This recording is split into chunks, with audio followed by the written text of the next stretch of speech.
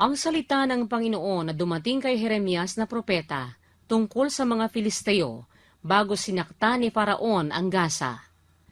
Ganito ang sabi ng Panginoon, narito, tubig ay umaahon mula sa hilagaan at magiging baha at aapawan ang lupain at ang lahat na nangaroon, ang bayan at ang nagsisitahan doon, at ang mga tao ay magsisihiyaw, at lahat ng mananahan sa lupain ay magsisitangis.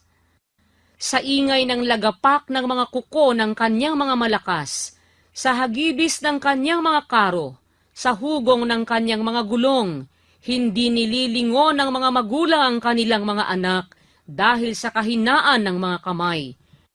Dahil sa araw na dumarating upang lipulin ang lahat ng Filisteo, upang ihiwalay sa Tiro at Sidon ang bawat manunulungan na nalalabi. Sapagkat lilipulin ng Panginoon ang mga Filisteo, ang nalabi sa pulo ng Kaptor. Kakalbuhan ay dumating sa Gaza, Askalon ay napahamak, at ang nalabi sa kanilang libis, hanggang kailan magkukudlit ka. O ikaw na tabak ng Panginoon, hanggang kailan di ka tatahimik? Pumasok ka sa iyong kalooban, ikaw ay magpahinga at tumahimik. Paanong ikaw ay matatahimik, dangang binigyan ka ng Panginoon ng bilin, laban sa Askalon at laban sa baybayin ng dagat ay doon niya itinakda.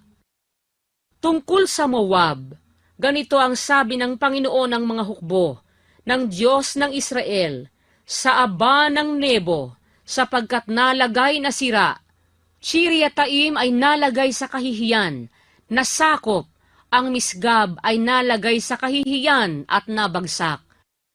Ang kapurihan ng Moab ay nawala, sa Hesbon ay nagsisikat hasila ng kasamaan laban sa kanya. Magsiparito kayo at ihiwalay natin siya sa pagkabansa. Ikaw naman, O Madmena, madadala sa katahimikan, hahabulin ka ng tabak. Ang hugong ng hiyaw mula sa Horonaim, pananamsam at malaking kapahamakan. Ang Moab ay sira, ang kaniyang mga bata ay nagpadinig ng kanilang hibik. Sapagkat sa ahunan sa luhit ay magsisiahon sila na may laging pag-iyak. Sapagkat kanilang narinig sa lusungan sa Horonaim ang kapanglawan ng hiyaw ng pagkapahamak.